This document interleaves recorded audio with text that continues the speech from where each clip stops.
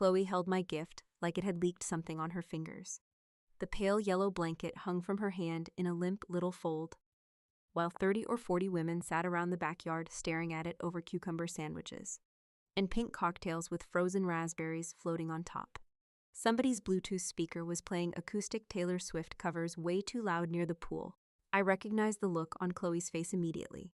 Not confusion, not surprise, embarrassment. The silver gift boxes around her looked like a Saks Fifth Avenue window exploded across the patio. Monogrammed diaper bags, smart bassinets, a stroller that cost more than my first car. One woman near the Mimosa bar had brought a miniature electric Mercedes for a baby that wasn't even born yet. And right in the middle of all that shiny nonsense sat the blanket I made during night watches in Kuwait. 40 hours, maybe more. You lose count somewhere around 3 in the morning when you're sitting inside a chilled operations trailer staring at satellite heat signatures while your hands work yarn needles under the desk just to stay awake. Half the blanket got knitted during a week where incoming drone alerts kept hitting our sector every 6 hours. Leo picked the color. Baby should look like sunshine, he told me inside the craft store near Fort Cavett. So I bought pale yellow yarn that cost $11.82 a skein and spent the next 2 months turning exhaustion into something soft. Chloe let out a little laugh. Not even a real laugh. Just air through her nose with enough volume for everybody to hear it. Oh, she said, homemade. A few women smiled into their wine glasses. Then she added the part she really wanted to say. That's so resourceful of you, Clara. There it was. The room chuckled on cue. Not huge laughter. Worse. Controlled laughter. Country club laughter. The kind people use when they want to make sure you understand your place without technically being rude enough to get called out for it later. I felt Leo's hand tighten inside mine. He was sitting beside me in a little white folding chair, wearing a navy polo shirt and khakis, because my mother said jeans would kill the atmosphere. His shoes still had dirt near the soles from the baseball field that morning. Chloe dangled the blanket another second before dropping it onto an empty metal chair behind the gift table beside a pile of torn wrapping paper and ribbon curls, like trash waiting for pickup. My mother moved instantly, not toward me, toward the photographer. Oh, honey, open the Bloomingdale's one next, Eleanor said quickly, sliding a cream-colored gift bag into Chloe's lap. This is the cashmere sleep sack from Diane. Chloe's whole face lit up again. There she is, the photographer laughed. Camera flashes started popping across the patio. The blanket disappeared behind a tower of gift bags. I didn't say anything.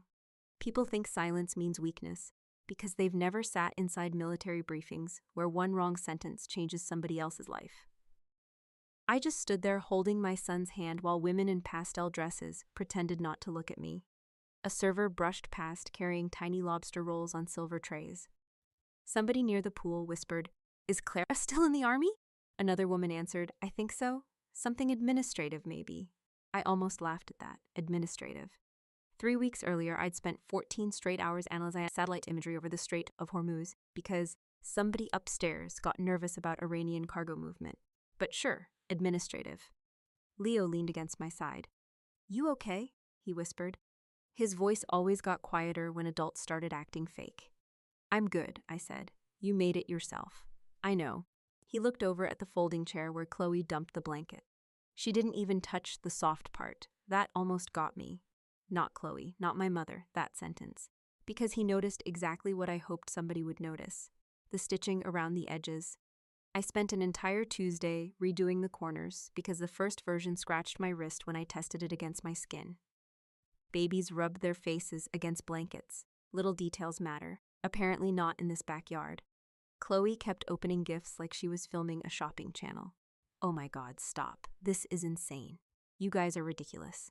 Every sentence sounded rehearsed for Instagram later. Derek stood behind her, smiling with one hand resting on her shoulder like a pharmaceutical commercial husband. Blue blazer, white loafers. Expensive watch turned outward just enough for visibility in photos. He caught me looking at him once, then immediately looked away. Interesting.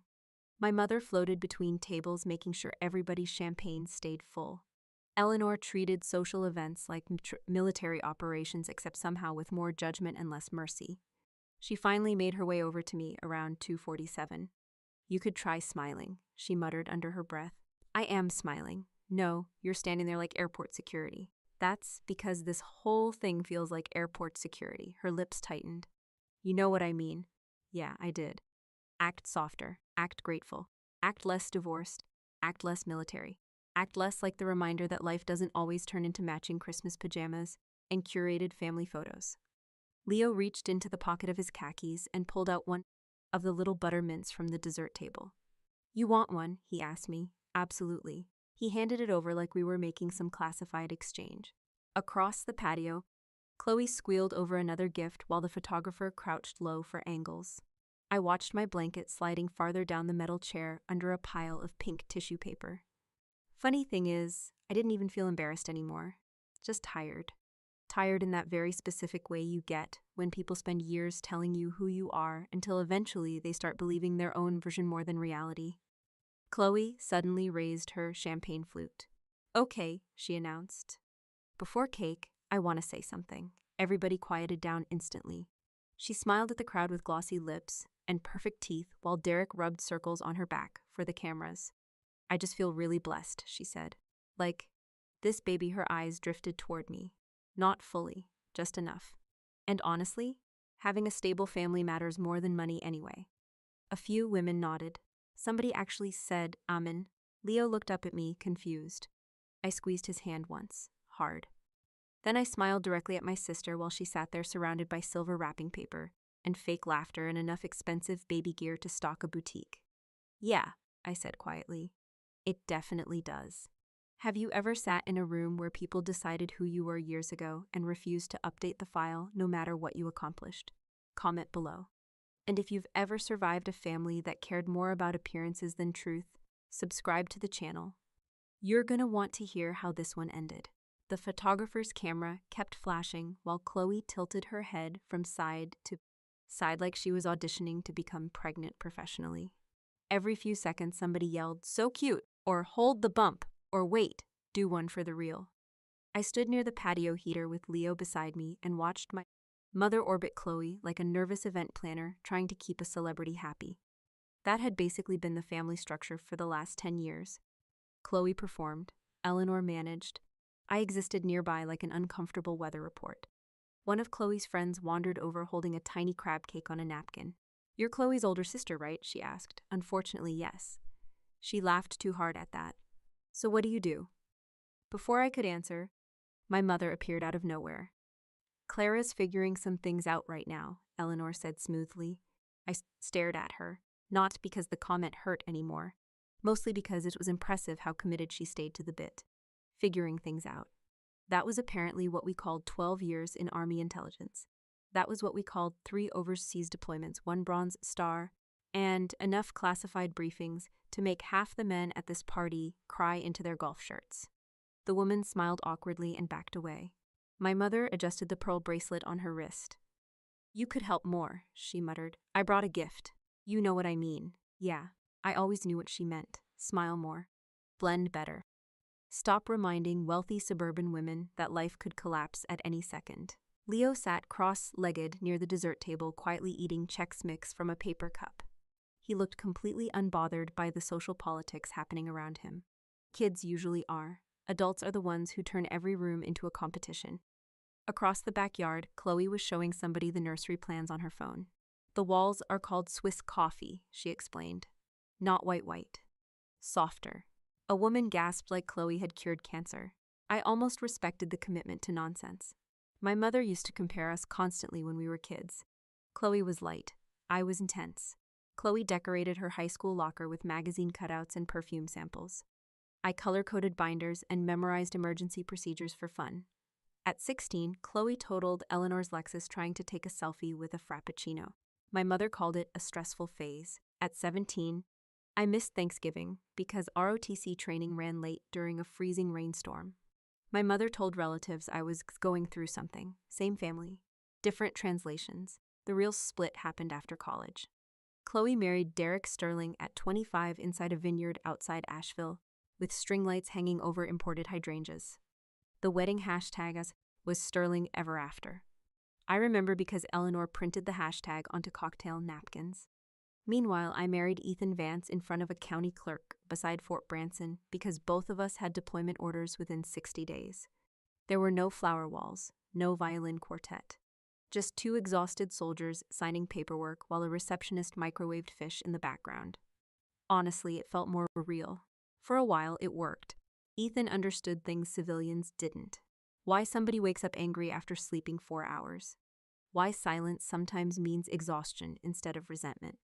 Why unpacking emotionally feels impossible after spending 8 months scanning roads for explosives. But military marriages run on timing, and eventually timing kills them. My deployment to Kuwait overlapped with his assignment in Poland. Then his transfer collided with my intelligence rotation in Virginia. We spent almost 18 months talking through frozen video calls and terrible Wi-Fi connections, while pretending distance wasn't slowly chewing through the foundation.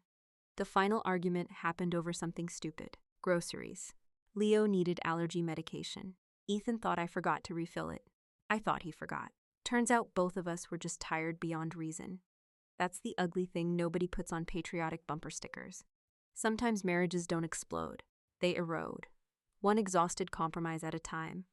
By the time the divorce papers finalized, Chloe had already posted maternity photos in matching cream sweaters beside a stone fireplace big enough to roast livestock inside.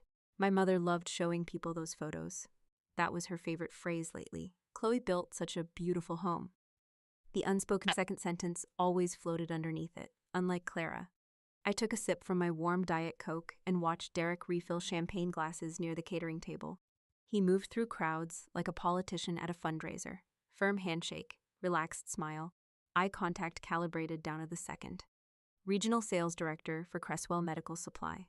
That title got repeated constantly today. Apparently selling surgical equipment in Ohio made you royalty now. Leah wandered over Phoebe beside me. Grandma said I shouldn't put crackers on the rental furniture. That's probably wise. She also said your parking job stressed her out. That's because your grandma thinks parking is a moral issue. He grinned. That grin saved me more times than therapy ever did. Across the yard, Chloe lifted her phone while Derek leaned down and kissed her cheek for a video story. The crowd immediately softened into fake all noises again. I caught a glimpse of the caption on her screen when she turned slightly sideways. Counting down to completing our perfect family. 38,000 hearts. Perfect family. Interesting choice of words. Derek smiled for exactly 3 more seconds after the video ended. Then something came tiny. Fast, but enough. He stepped away from Chloe almost immediately and slid one hand inside his jacket pocket while walking toward the side gate near the hydrangea bushes. Most people wouldn't notice it. I did, because pattern recognition basically paid my mortgage. He checked his phone low against his hip instead of chest level where people casually text. Screen brightness minimized, body angled away from the crowd, privacy posture, not casual behavior. The phone itself was wrong too. Smaller than his regular one. Cheap black case. No visible company branding. Burner phone. He looked at the screen for maybe 2 seconds before locking it again and slipping it back inside the inner pocket of his blazer. Then he returned to Chloe smiling like nothing happened. I watched him kiss her temple while she laughed at something the photographer said. Perfect husband. Perfect house. Perfect baby shower. But for the first time all afternoon, the room stopped feeling emotionally exhausting. Now it felt operational. And that feeling was much more familiar to me. The baby shower noise faded into the background while Derek laughed beside the mimosa station, pretending his entire life fit neatly inside pressed khakis and good teeth. I'd seen that exact behavior before, not at family parties. In intelligence briefings, people hiding something almost always overcorrect physically. They smile too consistently, move too smoothly, maintain eye contact half a second too long. Derek had been doing it all afternoon. 3 weeks earlier, I was sitting cross-legged on the hardwood floor of his home office while he complained about internet speeds like it was a federal crisis. You're the tech genius, he told me. Fix my suffering. I analyzed satellite reconnaissance for the Army, Derek. Exactly, internet lady. The man thought Wi-Fi came from patriotism. It was a Tuesday night around 8:30. Chloe had gone to some prenatal yoga class called Core Mama Flow, which sounded medically suspicious. Leo was in the living room building an entire civilization out of magnetic tiles. Derek had ordered a new mesh router system because the Wi-Fi in the upstairs nursery dropped during Zoom calls. Important national emergency. He stood over me opening bourbon while I connected cables and configured the network through his iPad. "You want another drink?" he asked. "I'm driving. One beer isn't illegal. Depends how bad traffic is." He laughed like I'd said something charming instead of practical. The office smelled like cedar candles and printer ink. Derek kept everything visually expensive. Dark floating shelves. Leather desk chair. One of those giant minimalist clocks I'm people buy after getting promoted once. I was halfway through setting admin permissions when a notification slid across the iPad screen. "Transfer successful. Utopi 1450. Bright, Harrison's Daycare, Marbleton." The notification stayed there maybe 2 seconds. 3 max. But you don't spend over a decade processing threat indicators without training your brain to freeze frame details automatically. Amount. Merchant. Location. I didn't react. Just kept typing. Derek walked back into the room, carrying 2 sweating bourbon glasses, and set one near me anyway. "You sure?" "I'm sure." He glanced toward the iPad, then casually swiped the notification away. Most people would have missed the problem immediately. I didn't. Bright Horizons was a daycare chain. Marbleton was 40 miles east. And Chloe was 7 months pregnant with their first child, at least officially. I finished the router set up 10 minutes later while Derek talked about quarterly sales, numbers, and golf outings with hospital procurement managers. Normal guy conversation. Normal suburban husband behavior. But the daycare payment sat in my brain the entire drive home. Some people are naturally suspicious. I'm professionally suspicious. There's a difference.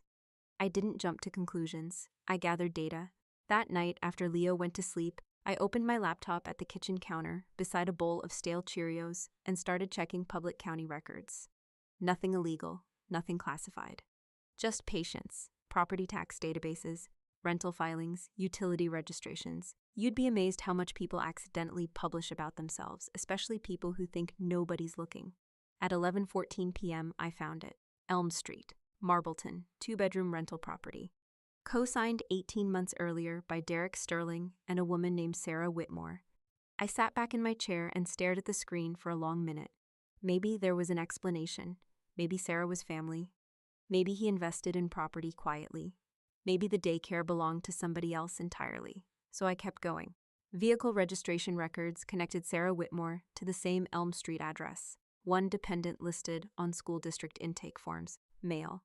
Age 3. I closed the laptop. Not dramatically, just slow. That feeling wasn't triumph. It wasn't even anger. Mostly disappointment, because once you recognize a pattern, you can't unknow it. The next morning, I almost called Chloe immediately. Then I pictured her. 7 months pregnant. Already emotional enough to cry over dishwasher smells and insurance commercials. My mother had spent the last 6 months treating her pregnancies like a royal succession event. Dropping that information over the phone would have detonated her entire life in 30 seconds. And despite what my family thinks about me, I'm not cruel, cold sometimes, quiet definitely, but not cruel. So I made a plan instead. That's what military people do when emotions become dangerous. We compartmentalize until action makes sense. I called a lawyer I knew through another officer's divorce case, Sandra Pike, 48 years old, mean in a comforting way. I told her hypothetically what I found. She didn't sound surprised. "Men with burner phones rarely surprise me," she said. "You think I should tell her now?"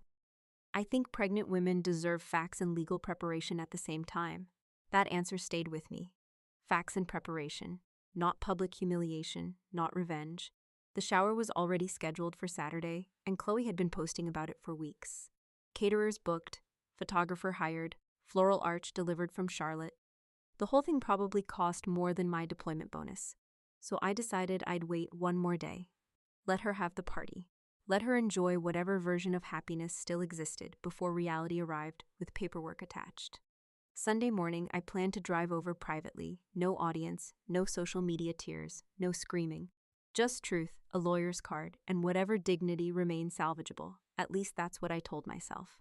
Back in the present, Chloe laughed loudly near the gift table while Derek refilled somebody's champagne again. The crowd loved him. Of course they did. Men like Derek always understand performance. Smile correctly. Tip generously. Remember first names. Act emotionally available for exactly 7 seconds at a time. I watched him reach automatically toward his inner jacket pocket again before stopping himself halfway through the movement. Reflex. That meant active communication. Probably recent. My eyes shifted toward Leo sitting near the patio umbrella drawing something with crayons on the back of a catering menu. Completely calm, completely quiet. A strange thought slid across my mind then. Not fear exactly, more like operational discomfort. The kind you get when two pieces of information sit too close together without touching yet. Because children notice things adults ignore. Noticed everything. I just didn't realize yet how much he already knew. Leo sat at the tiny folding table beside the buffet, completely disconnected from the performance happening around him. That was one of the things I loved most about my son. He never adjusted himself to fit fake environments. The table was technically meant for children, even though there weren't any other kids at the shower. Just Leo sitting there alone with a box of Crayola crayons, a half-eaten sugar cookie, and the kind of patience adults lose somewhere around age 14. The women near the patio kept laughing too loudly at Chloe's stories while Leo focused entirely on his drawing. Steady, precise. Tongue pressed slightly against the corner of his mouth when he concentrated. I recognized that posture too. Military analysts and 8-year-old boys apparently shared the same commitment to detail. A week earlier, he'd spent 40 minutes explaining to me why dinosaurs would fail modern traffic laws. No turn signals, he told me seriously while eating macaroni. That's a safety issue. He processed life like math. Inputs, outputs, no hidden meanings. Which to him almost impossible. And suddenly, I remembered something strange from last Saturday. I'd rented a small U-Haul to move a dresser from storage into my apartment, because apparently, adulthood is just carrying furniture until your spine gives up. Derek had offered to help, mostly because Chloe didn't want him lifting heavy things near the baby energy. I still don't know what that sentence meant. Around noon, while I was upstairs fighting with an IKEA bookshelf that deserved criminal charges, Derek took Leo out for ice cream. Give your mom 30 minutes without commentary, Derek joked. Leo agreed because ice cream remains the strongest currency system on Earth. When they came back later, Leo had blue sherbet on his shirt and smelled like French fries. Derek looked tense. At the time, I assumed traffic or work calls. Now my brain replayed the memory differently. He had 2 milkshakes, Leo had told me proudly. 2? Uncle Derek said don't tell you because it was a special occasion. Derek laughed too quickly from the kitchen. Don't arrest me, Major. That part hit differently now too. Back in the present, I walked slowly toward Leo's table while the party buzzed behind me. What are you drawing? I asked. Houses. Very exciting genre. He shrugged. The garage proportions are wrong. I looked down. 2 houses sat on the paper in thick crayon lines. One was large with blue windows and flower bushes. The other was smaller with a basketball hoop and a crooked tree beside it. Leo always drew trees badly. They looked like broccoli with emotional damage. What's this one? I asked carefully. That's Aunt Chloe's house. Makes sense, the big colonial. Then he pointed at the second house. And that's the Marbleton house. My stomach tightened so fast it almost felt physical. I kept my voice level. The what house? The Marbleton house. He said it casually. Like discussing weather, I crouched beside him slowly. Behind us, somebody started singing along badly to the music near the pool. You've been to Marbleton? Last Saturday. His crayon kept moving while he talked. Uncle Derek had to drop off a package before ice cream. Every muscle in my shoulders locked quietly into place. And who lives there? Leo switched crayons. Red this time. A little boy named Cody. The sound around the party started feeling far away. Not quieter, just distant. The way hearing shifts after adrenaline starts touching your bloodstream. I watched Leo draw a tiny figure beside the second house. He likes monster trucks, Leo continued. He has 12. But one was missing a wheel. Did you meet anybody else there? Uh-huh. Another figure appeared beside Cody. Long red hair, stick arms. The mommy. What was her name? He thought about it seriously. Sarah, maybe. Of course it was. I stared at the drawing while my brain snapped pieces together with terrifying speed. Derek wasn't just cheating. He had a fully operational Second Life running 40 miles away while my sister hosted gender reveal consultations on Pinterest. Did Uncle Derek say why'd you stopped there? I asked. Leo nodded immediately.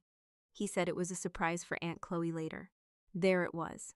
The explanation. Not manipulative enough for adults. Perfectly effective on an 8-year-old. Leo trusted people literally because he still thought adults meant what they said. He got weird after Cody called him daddy, Leo added. My eyes lifted slowly toward him. What? He spilled his drink in the car. What exactly happened? Leo finally stopped drawing and looked up at me. We walked inside because Uncle Derek had boxes. He counted on his fingers while remembering. Cody ran over and hugged his leg and said, "Daddy, you came back." Then Uncle Derek looked at me really fast. Every instinct inside me sharpened instantly. He told Cody not to yell, Leo continued. Then he bought me another milkshake after. What did he say? That it was a grown-up surprise. I closed my eyes for half a second, not from shock, from clarity. Because now there were no remaining gaps in the data, no alternate explanations, no missing variables, just truth, cold and complete. I looked back down at the paper. Leo had finished the second house now. Inside the windows, he'd drawn Derek standing beside the red-haired woman and the little boy. Then on the other side of the page sat Chloe alone in the big house, holding a balloon-shaped stomach. My son had mapped out an entire double life in wax crayons while eating sugar cookies at a baby shower. And nobody in this backyard had any idea the bomb was already sitting quietly beside the buffet table. Leo colored calmly for another minute before looking up again. "Mom? Yeah? Why did Uncle Derek need two families?" The question landed harder than anything else that afternoon. Because there wasn't a clean answer. Not one you could explain to a child without damaging something permanent inside them. So I picked the only truthful thing I had. Sometimes adults lie because they want different things from different people. Leo considers that carefully. That seems exhausting. Honestly, he wasn't wrong. Across the patio, Derek wrapped an arm around Chloe again while the photographer snapped more pictures of their perfect future. And sitting 10 feet away from them, my son quietly kept coloring the truth. The caterer's rears rolled out the cake 20 minutes later like they were escorting nuclear launch codes. 3 tiers, white buttercream, gold trim, fresh peonies cascading down one side. Somebody actually applauded when it came through the patio doors. I swear modern adults would clap for a decorative napkin if you put enough eucalyptus around it. The music lowered while guests gathered closer to the dessert table holding champagne flutes and tiny forks. Chloe stood carefully from her velvet chair while Derek helped her like she was stepping off a rescue helicopter instead of standing up near pastries. Leo moved beside me again, holding his drawing folded neatly in half. "You keeping that?" I asked quietly. "Yeah, good." I didn't know why I said that. Maybe some part of me already understood the paper mattered now. My mother tapped a butter knife against her champagne glass. Not aggressively. Just enough to command attention. Eleanor loved commanding attention. The backyard slowly quieted until all you could hear was wind moving through the hedges and ice clinking inside drink glasses. "Well," my mother said with a polished smile, "before we cut the cake, I just wanted to say how proud I am of Chloe." Of course she did. Eleanor stood beside the floral arch wearing a pale blue dress that probably cost more than my monthly car payment. Her posture straightened automatically once people focused on her. She treated public speaking like pageant judging. From the time she was little, Eleanor continued, Chloe always knew exactly what kind of life she wanted. Chloe smiled modestly while Derek rubbed her shoulder again. My mother looked around at the guests dramatically. And she built it the right way. There it was. Not subtle. Not even a little. A few women nodded knowingly toward me without actually turning their heads. Same move people use in church when gossiping about someone during prayer requests. Eleanor kept going. She found a wonderful husband, a stable home, a loving partnership. She pressed one hand lightly against her chest. And now she's bringing a baby into a complete family filled with love and structure. Structure. Interesting word choice. I took a slow sip of Diet Coke that had gone flat almost an hour earlier. My mother never insulted directly. That would require accountability. Instead, she specialized in comparative storytelling. One daughter succeeded. The other became a cautionary tale with health insurance. "You girls know how hard it is nowadays," Eleanor continued toward the crowd. "Families fall apart so easily. Marriage takes commitment, sacrifice. Doing things in the proper order." There it was again. Proper order. Across the patio, one woman actually glanced at me with visible pity. "Lady, I spent 8 months in Kuwait tracking drone activity while surviving military cafeteria eggs. Your sympathy means nothing to me." Leo leaned lightly against my ear. He whispered. "She usually is." "Why?" I considered it, then shrugged. "I don't decorate things enough." That got a tiny smile out of him. The crowd laughed politely while Eleanor finally handed the attention back to Chloe. "And sweetheart," my mother said warmly, Your father would be so proud of the life you built. That part hit harder than the rest. Because Dad would have hated this entire party. He died 6 years earlier from a stroke after spending most of his life fixing commercial HVAC systems across North Carolina. He thought country clubs were where rich men hid from lawn work. He loved Chloe, but he also loved me without conditions attached. That made him rare in this family. Chloe dabbed fake tears carefully near the corners of her eyes while making sure not to smudge makeup. Thanks, Mom. The photographer immediately started snapping pictures again. Of course he did. Nothing sells better online than emotional performance with floral arrangements behind it. One of Chloe's friends raised her glass. Advice round. The women around the patio started cheering immediately. Apparently this was planned. Great. Nothing more dangerous than upper-middle-class women with Prosecco and an audience. The advice started circling fast. Sleep when the baby sleeps. Never skip date night. White noise machines are lifesavers. Freeze meals ahead of time. Every sentence sounded stolen from Pinterest. Leo looked deeply concerned through all of it. Why do they keep yelling about naps? He whispered. I honestly don't know. Then one woman near the cake table smiled at Chloe and asked the question that shifted the entire room. What are you most excited about? Simple question. Normal question. But the second it landed, Chloe's face changed slightly, not softer, sharper. I knew that look. She was about to perform. Chloe adjusted one hand beneath her stomach and scanned the crowd slowly before her eyes landed directly past everyone else. Right at me, right at Leo. And suddenly I understood something important. The blanket comment earlier wasn't casual cruelty. This was targeted, intentional. She wanted an audience for it. Chloe smiled sweetly enough to rot teeth. Honestly, she said softly, I'm just grateful my baby's going to grow up in a complete home. A few women immediately made sympathetic noises, toward me, not subtle, not quiet. Then Chloe kept going. At least my baby will have a father who actually shows up. The backyard exploded. Laughter.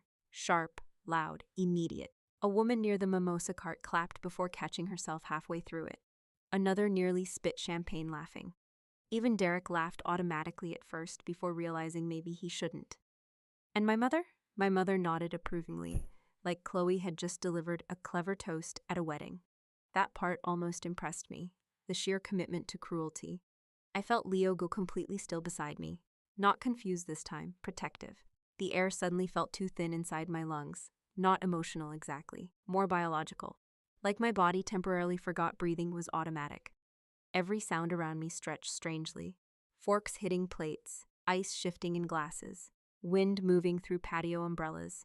My sister sat there smiling proudly, while 40 people laughed at the idea of my son growing up without a full-time father in the house. And that was the moment something changed permanently inside the afternoon. Because humiliation is survivable.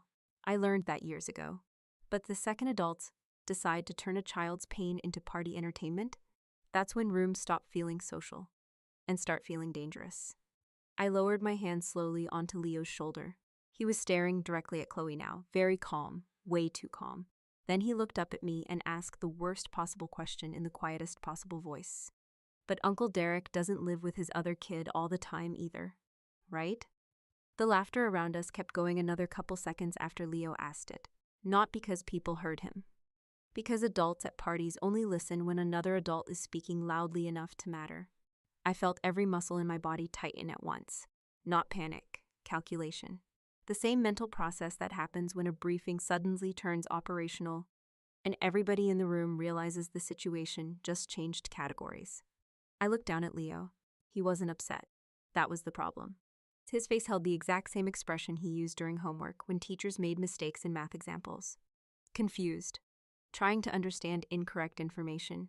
I crouched beside him immediately. Hey, I said quietly, we're gonna head out soon, okay? Because that was still my plan, leave, protect him. Handle Chloe privately tomorrow like an adult, no explosions. No public humiliation, no trauma attached to sheet cake and pastel decorations. Leo nodded slowly, but he didn't move. Across the path, Chloe was still smiling while women wiped tears of laughter from their eyes over her little joke about absent fathers. Derek took another sip of champagne beside her. My mother looked pleased enough to ascend into heaven directly from the backyard. I put one hand lightly on Leo's shoulder. Come on, buddy. Then Chloe made one final mistake. She laughed again, not huge, just enough. Enough for Leo to hear it, enough for him to realize adults were celebrating information he knew wasn't accurate, and logical children react badly to false statements. Leo stood up before I could stop him. The movement was so sudden that his little white folding chair tipped backward onto the grass. Nobody noticed at first. The crowd was still busy recovering from Chloe's comment. Then Leo spoke. Actually, his voice cut through the patio cleanly, not loud, precise. Every adult instinct inside me fired at once. I stood immediately. Leo, I said quietly, too late. He was already looking directly at Chloe. But Uncle Derek isn't going to be here all the time. The room started to quiet, slowly, confused murmurs. A couple women smiled awkwardly, thinking maybe he was making a child joke. Leo kept going in that calm little voice only kids have when they think they're helping adults understand something obvious. He has to go to his other house in Marbleton. Complete silence spread across the backyard, one person at a time. It moved visibly, like weather. Somebody near the catering table stopped chewing. The photographer lowered his camera. My mother's smile froze so fast it looked painful. Leo pointed casually toward Derek. To see Cody, I watched Derek's entire face drain of color. Not figuratively, literally. Ash gray around the mouth first, then the eyes, then the neck. Leo continued before anyone could interrupt him. Cody is 3. He showed me his trucks. The silence after that sentence didn't feel normal. It felt physical, like somebody vacuum sealed the entire backyard. No music, no forks, no laughter, nothing. 40 adults simultaneously trying to process whether an 8-year-old had just accidentally detonated a marriage beside a 3-tier cake. Derek's champagne glass slipped out of his hand. I heard the exact sound before I even saw it. Crystal hitting stone, sharp, violent. Glass exploded across the patio in glittering pieces beside Derek's loafers. Nobody moved. Leo looked around, confused by everybody's reaction. What? He asked. And honestly, that was the cruelest part of the entire thing. Because he truly didn't understand what he'd done. He thought he was correcting inaccurate information. That's it. Chloe stared at Derek slowly, still smiling technically. But the smile had detached from reality now. What is he talking about? She asked soft-thoughtly. Nobody answered. Derek opened his mouth, closed it again, then looked at me. Huge mistake. Because the second he looked at me, Chloe followed his eyes. And suddenly she knew, not everything, but enough. Pregnant women notice fear fast, especially inside men they trust. Derek, she said again, this time sharper. The backyard still hadn't restarted breathing yet. One woman quietly set her champagne glass down on the table like sudden movement might trigger something worse. Leo tugged lightly on my sleeve. Mom, I looked down at him. You okay? I think I made everybody mad. God, that almost broke me more than the explosion itself. Because he wasn't worried about himself. He was tired he violated social rules. I squeezed his shoulder gently. You didn't do anything wrong. Across the patio, Chloe finally stood up from the velvet chair. Slowly, one hand under her stomach, eyes locked completely on her husband now. What? She said carefully. Is he talking about? Derek tried to recover. You could actually watch the attempt happen. Salesman mode activating under pressure. Honey, he's 8, he laughed weakly. Kids imagine things. No, Leo interrupted immediately. Wrong child to challenge factually. There's 2 houses. Every adult in the backyard visibly winced. Leo kept going. One has Aunt Chloe. The other one has Cody and the red-haired lady. My mother stepped forward fast enough to nearly trip over a gift bag. Okay, Eleanor laughed loudly. Children say the crazy things. She's named Sarah, Leo added helpfully. That one landed like a gunshot. Derek actually stepped backward, tiny movement. But I caught it. So did Chloe. And once a wife notices retreat behavior, it's over. The photographer quietly picked up his camera bag and started inching toward the gate like a man escaping a hostage situation. Smartest person at the party. Chloe's breathing changed. Shorter now. Faster. You took him there, she whispered to Derek. Derek ran one hand across his face. Chloe, you took my nephew there? Nobody moved. Nobody even pretended to look away anymore. The whole performance had collapsed too completely. All the floral arrangements and pastel dresses suddenly looked ridiculous sitting around this level of raw truth. Leo reached for my hand again finally. I held it instantly. Firm, steady. Because the room had officially crossed the line from uncomfortable into catastrophic. And deep down, I realized something ugly. I had spent days preparing a careful private conversation with legal guidance and emotional protection. My son destroyed all of it in under 30 seconds with complete honesty and a Crayola-level understanding of human betrayal. And the worst part? He wasn't wrong. The entire backyard snapped apart after that, not dramatically at first, quietly, like ice cracking underneath too much weight.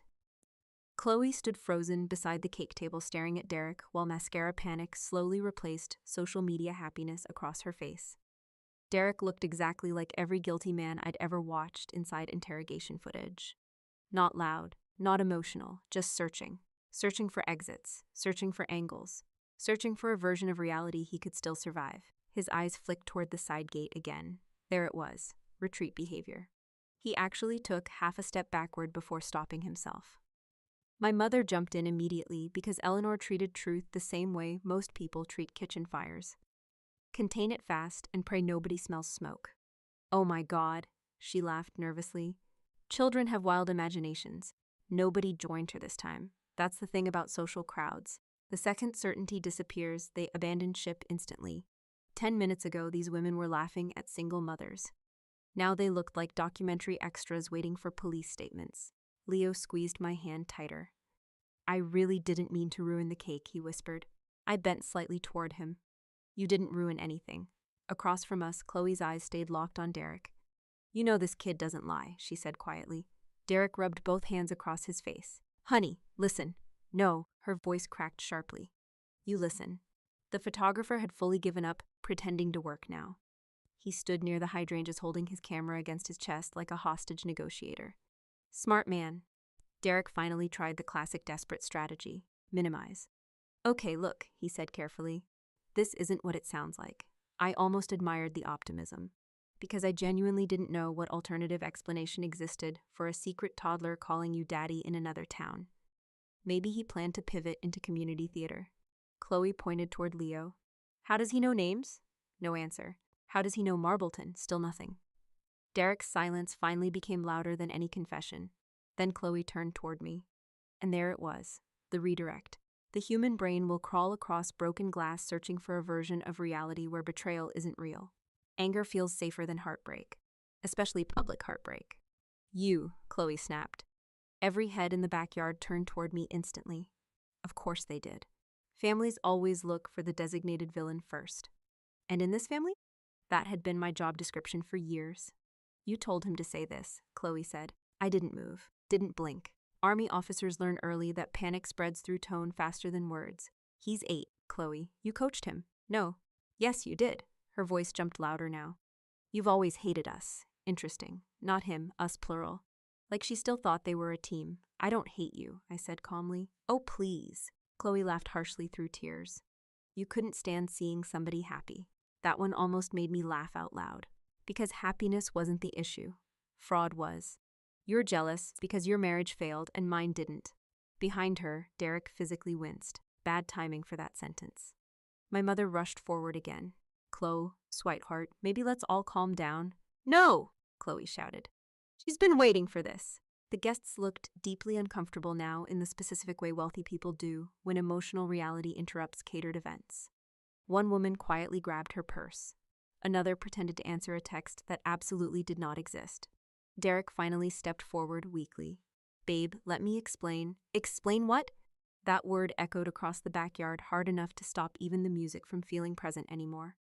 Leo pressed closer against my side. I could feel his heartbeat through his little polo shirt. Fast, I realized then this needed to end quickly. Not for Chloe, for him. Because children remember the emotional temperature of rooms long after they forget exact words. And this backyard was becoming radioactive. Chloe pointed directly at me now. You wanted to humiliate me. That accusation finally landed somewhere deep enough to matter. Not because it hurt, because it was backwards. I looked at my sister standing beside a half-cut baby shower cake while her entire future cracked open in public. And despite everything, I still felt sorry for her. That surprised me. I stepped forward slowly, no anger, no raised voice, just clarity. Because when buildings collapse, professionals stop screaming and start reporting facts. Leo isn't lying, Chloe. The sentence hit the backyard like cold water. Derek closed his eyes briefly. I continued.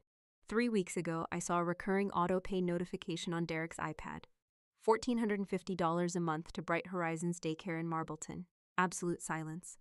Even the wind felt quieter now. I looked directly at Chloe. I checked public county records afterward, Derek whispered. Jesus Christ. No, I said evenly. Public records.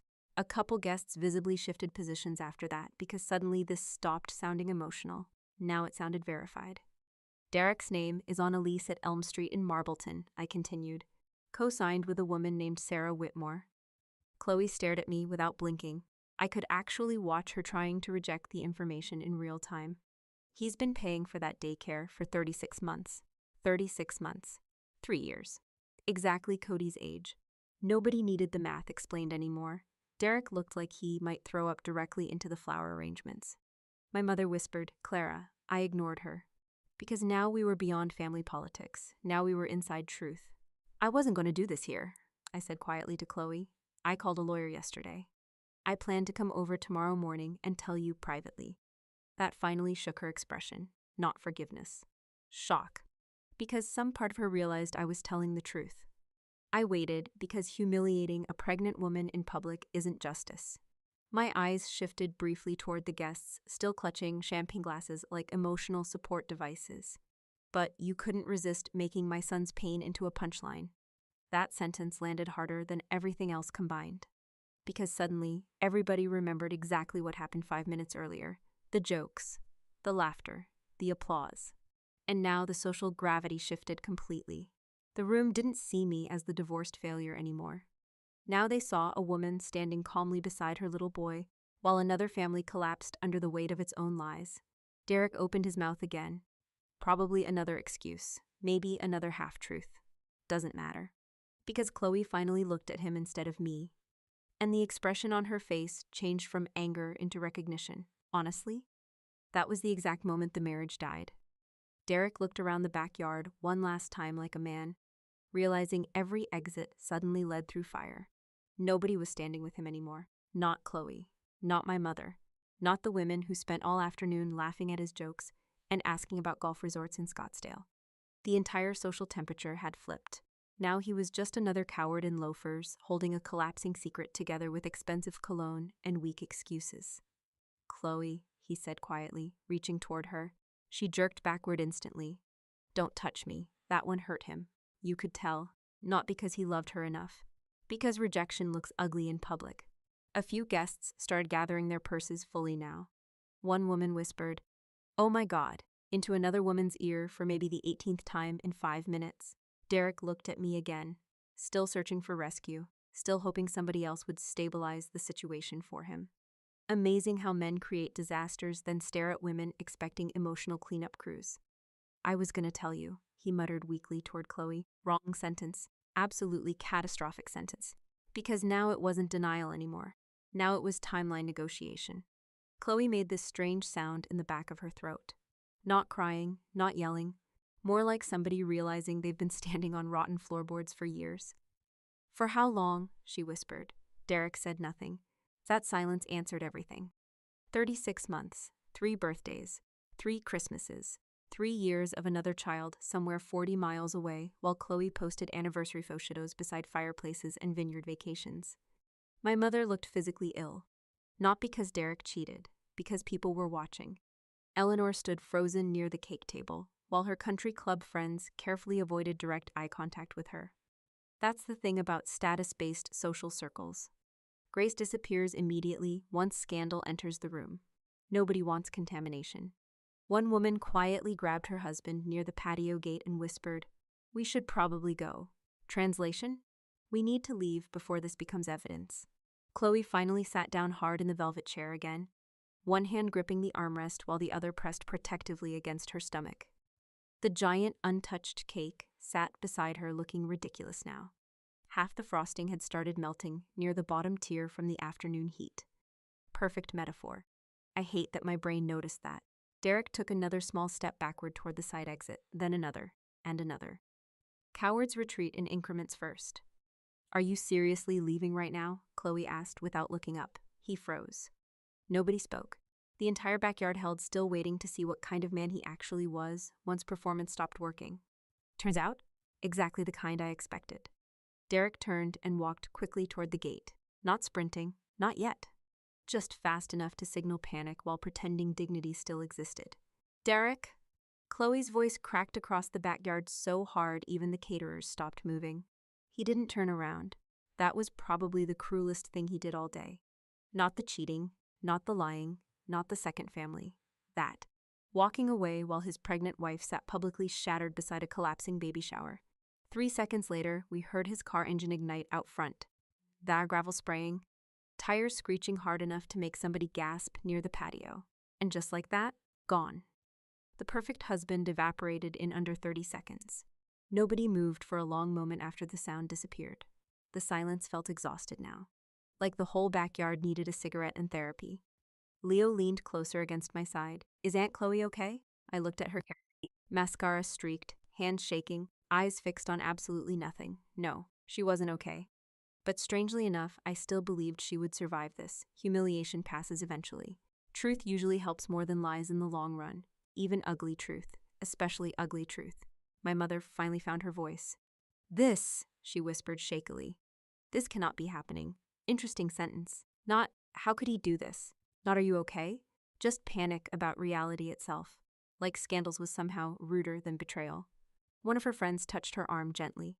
Mom pulled away immediately. She looked smaller suddenly. Not physically, socially. For years, she built her entire identity around appearances. Proper daughters, proper marriages, proper neighborhoods, proper holiday cards. And now 40 women had just watched her golden child's perfect life detonate beside catered crab cakes. Honestly, I almost felt bad for her too. Almost. Then I remembered the laughter, the applause, the way she nodded while my son became a joke. That feeling disappeared pretty fast after that. Leo tugged lightly on my sleeve again. Can we go home now? Yeah, I said softly. We can go home. I didn't wait for apologies. Didn't wait for explanations. Didn't wait for my mother to suddenly develop accountability at 60 years old, because some rooms stop deserving your presence once the truth finally arrives. I walked slowly across the patio toward the folding chair behind the gift table. The pale yellow blanket still sat there, crumpled beside torn wrapping paper and bent ribbons exactly where Chloe tossed it hours earlier. Nobody had touched it since. Of course they hadn't. I picked it up carefully and shook a piece of pink tissue paper loose from the yarn. 40 hours. Kuwait night watches, cold coffee, satellite screens. Tiny stitched corners soft enough for a baby's face. Still worth more than everything else sitting on those tables combined. Leo took my free hand immediately. The guests parted quietly while we walked toward the gate. Nobody stopped us. Nobody knew what to say. Behind me, Chloe started crying for real now. Not delicate crying, not Instagram crying. The kind that sounds like somebody mourning a future they already decorated in their head. I didn't turn around. Some endings deserve privacy. We stepped carefully over the shattered crystal near the patio stones where Derek dropped his champagne glass. The late afternoon sun hit the broken pieces hard enough to make them sparkle. Funny, even wreckage tries to look beautiful sometimes. As Leo and I reached the driveway, he looked up at me nervously. Are you mad at me? I stopped walking immediately. No, I said. Not even a little. I wasn't trying to hurt anybody. I know. He thought about that for a second, then nodded once like he accepted the answer completely. Children move on from truth faster than adults do. Probably because they haven't built entire identities around pretending yet. I opened the passenger door for him and folded the pale yellow blanket carefully onto his lap. For 34 years, I stayed quiet to protect my family's perfect picture. Today, my 8-year-old son burned the frame down with complete honesty. And for the first time in my life, I didn't feel ashamed walking away from the fire. Leo fell asleep about 20 minutes into the drive home. Kids crash fast after emotional overload. 1 minute, he was asking if frozen pizza counted as dinner. The next minute, his head was leaning against the passenger window, while the pale yellow blanket sat folded under his chin. The highway outside Charlotte looked almost empty by then. Just headlights, gas stations, pickup trucks drifting between exits, normal Saturday night, which honestly felt strange after spending 3 hours inside what basically turned into a live-action divorce grenade. I drove with one hand on the steering wheel and the other resting near Leo's sneakers every time we hit traffic lights. Not because he needed it, because I did. Sometimes physical contact reminds you what actually matters after a day full of fake people and collapsing performances. At 8:14 p.m., my phone started exploding. Text messages, calls, voicemails, family group chat notifications. I ignored all of them, except one. Sandra Pike, the lawyer. I answered through Bluetooth. Well, she said immediately, I'm guessing tomorrow's meeting got moved up. That actually made me laugh for the first time all day. Just slightly. You okay? Honestly? I don't even know yet. That's usually how shock works. I glanced toward Leo sleeping beside me. He told the truth accidentally. Those are the most dangerous truths, no kidding. We talked another 5 minutes while I drove. Sandra told me Chloe would probably cycle through denial, anger, bargaining, rage, crying, rage again, and then paperwork. Apparently, divorce attorneys become accidental psychologists after enough years. Before hanging up, she said something that stayed with me. Clara, don't let people rewrite what happened today. What do you mean? You didn't destroy that marriage. You just stopped being willing to lie for it. That hit harder than I expected. Because families like mine train you early to become emotionally convenient. You learn which version of yourself gets accepted.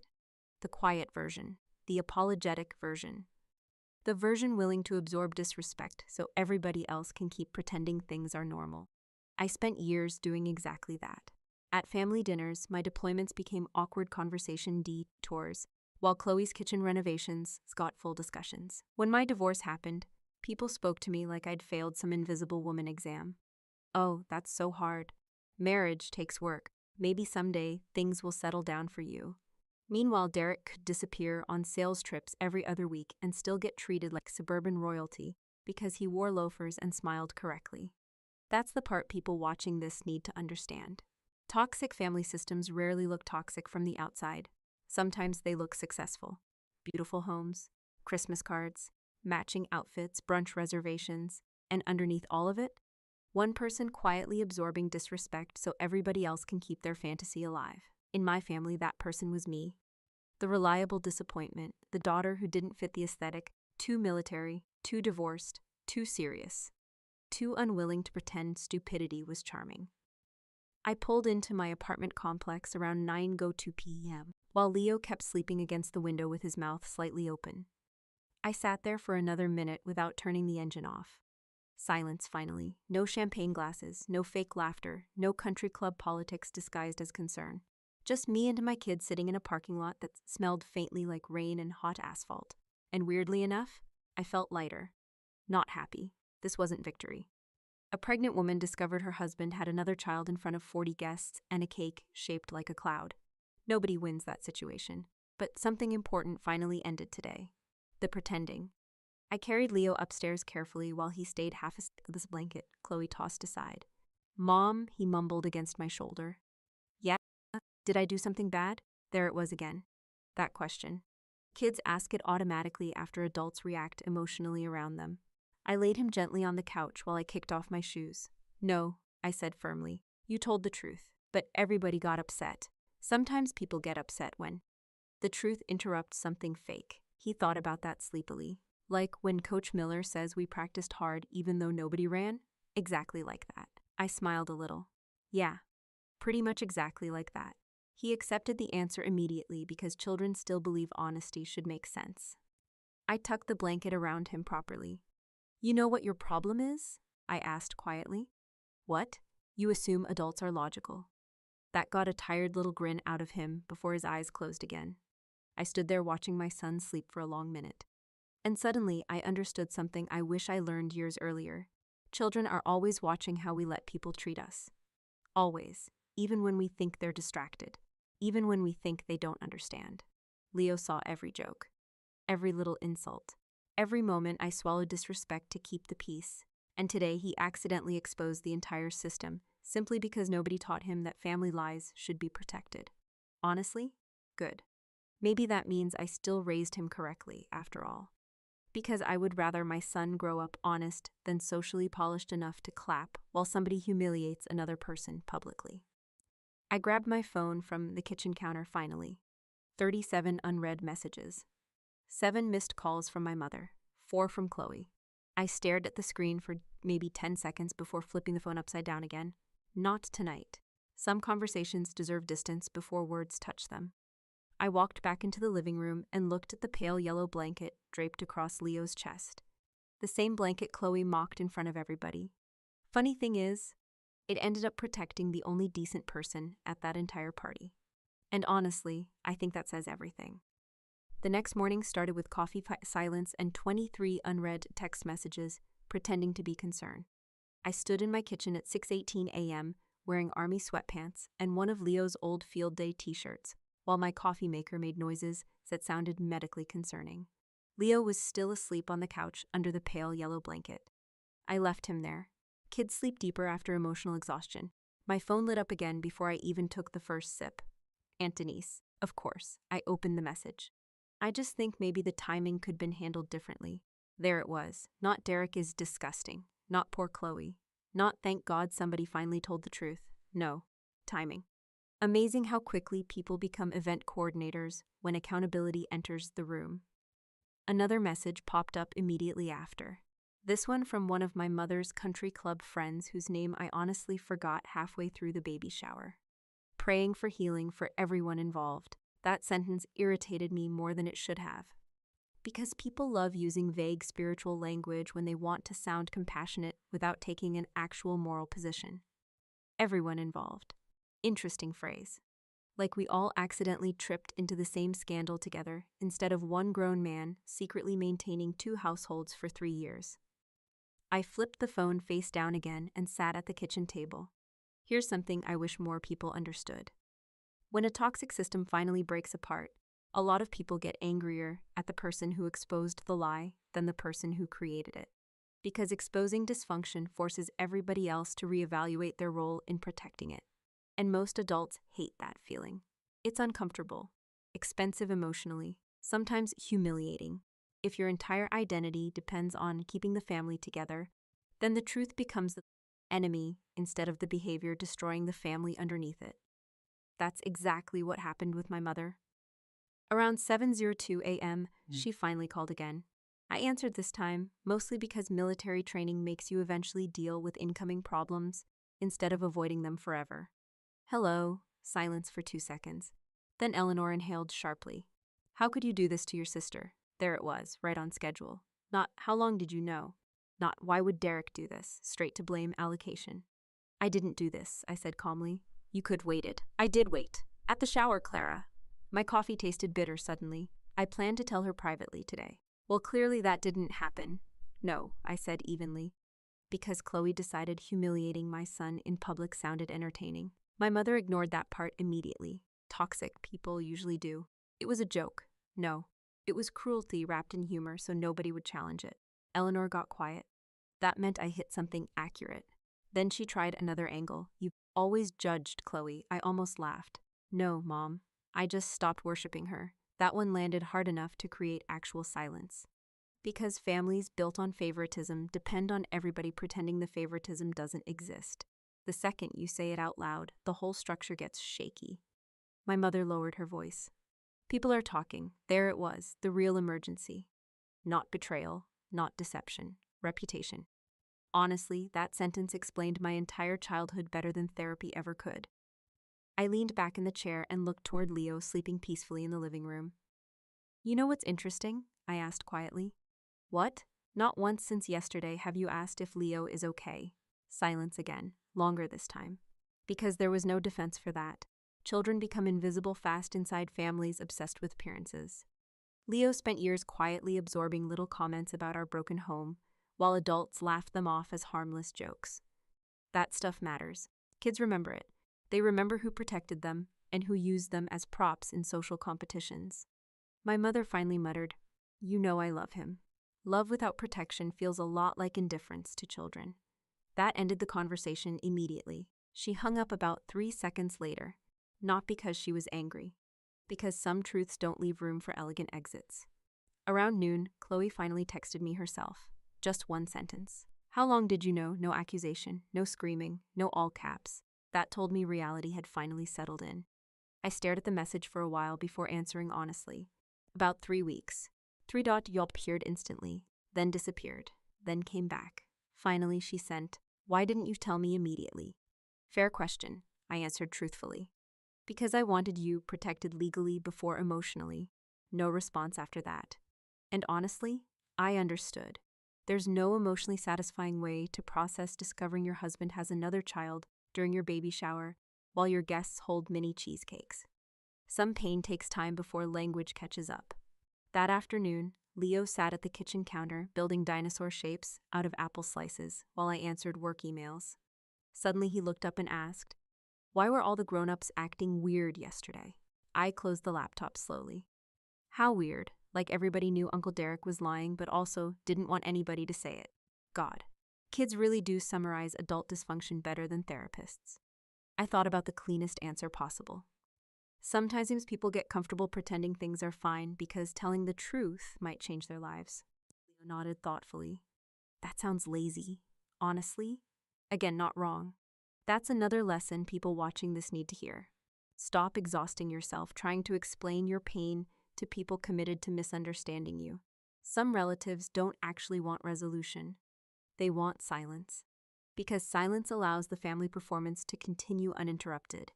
And if you keep sacrificing your dignity to protect everybody else's comfort, eventually your children start learning that disrespect is normal.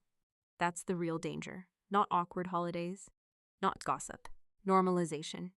I spent years thinking staying quiet made me mature. Turns out it mostly made dishonest people more comfortable. And eventually, the truth came out anyway. It just happened to come out through an 8-year-old holding a crayon drawing instead of through careful adult planning. Funny how life works sometimes. About 4 months after the baby shower disaster, Chloe finally left Derek. Not immediately. That part matters. Because people watching stories like this always imagine betrayal creates instant clarity. Usually it doesn't. Usually it creates confusion first. Hope, denial, bargaining. Especially when there's a baby involved. For a while, Chloe kept trying to force the broken picture back together. Derek moved into a hotel for 2 weeks. Then temporarily back into the house.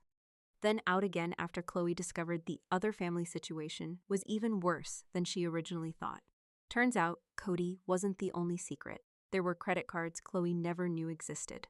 Weekend sales conferences that somehow matched vacation photos Sarah Whitmore posted online. Even a second vehicle registered under a business LLC Derek created 2 years earlier. That part almost impressed me. Not morally, operationally. Maintaining 2 separate lives sounds exhausting enough to qualify as unpaid labor.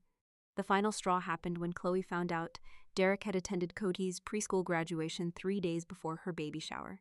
Same week, same man. 2 families, 2 performances. 1 cheap actor.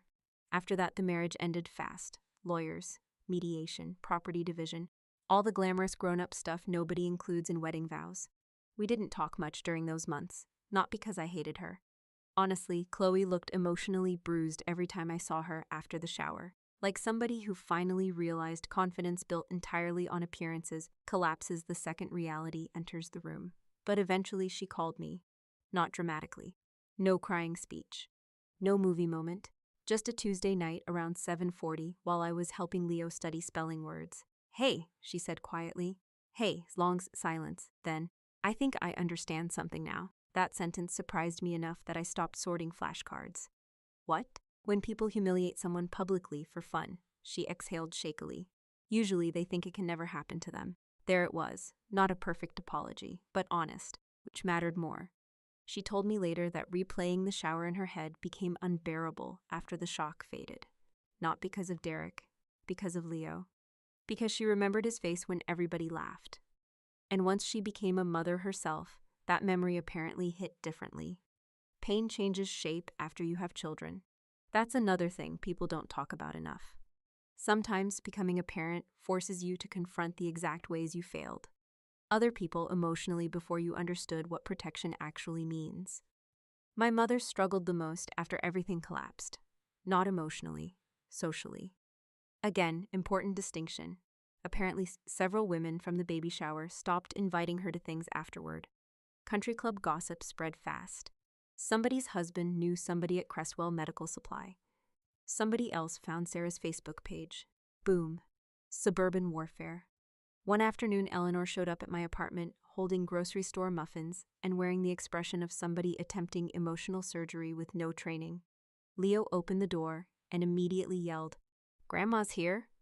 Children recover faster than adults if you don't poison them with bitterness. That's another lesson worth learning. My mother stood awkwardly in the kitchen while I made coffee. She kept looking around my apartment like she'd never really seen it before. The soccer cleats near the couch. Leo's science fair ribbons on the fridge, the deployment photo tucked beside school pictures. Regular life, not glamorous, not curated, just real. Finally, she said it. I should have protected you more. Simple sentence. Late by about 20 years, but real. I looked at her for a long second before answering. You should have protected Leo more too. That one hurt her. Good.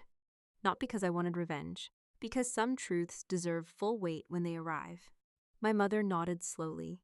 Then she cried quietly into a paper napkin, while Leo explained dinosaur facts from the living room, completely unaware he was accidentally supervising generational emotional repair. Honestly, that felt appropriate. Here's the thing I want people watching this story to understand most. Forgiveness and reconciliation are not the same thing. That matters. A lot. I don't wake up angry at Chloe anymore. I don't spend energy fantasizing about Derek failing at life somewhere in a Marriott conference room. And I don't hate my mother. Hate is exhausting. But healing does not require returning to the exact same emotional conditions that hurt you repeatedly. Some people think maturity means reopening every door. Sometimes maturity means learning which doors need locks. That's not bitterness, that's maintenance. I still see my family now. Carefully, with boundaries, with awareness. With enough emotional distance that nobody gets to casually turn my son into entertainment ever again. And Leo? He's doing fine. Better than fine, actually. A few weeks ago, his teacher emailed me because another kid got blamed for something during recess, and Leo stood up in front of the class and said, "You shouldn't blame the person who tells the truth more than the person who caused the problem." Apparently, the room got very quiet afterward. I laughed for like 5 straight minutes after reading that email. Because there he was again, still accidentally detonating dishonest systems with complete sincerity. That's when I realized something important. The most valuable thing I protected that day wasn't my pride, it was his understanding of honesty. Children remember who lied, who mocked pain, who stayed calm, who protected them. And if you build a family where truth becomes dangerous, eventually somebody innocent will expose everything anyway. Usually the person's still brave enough to be honest. So if you're watching this right now while dealing with toxic relatives, fake peace, public humiliation, or people who treat your pain like a personality flaw, hear me clearly.